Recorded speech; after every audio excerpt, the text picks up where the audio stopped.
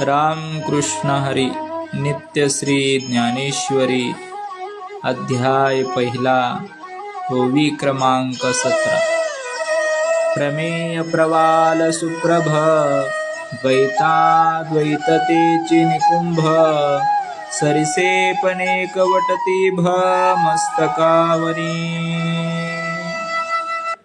वेदशास्त्र पुराणात सिद्धांत रूपाने सांगितलेली तत्वे ही गणपतीच्या अंगावरील तेजयुक्त कोवळी होत.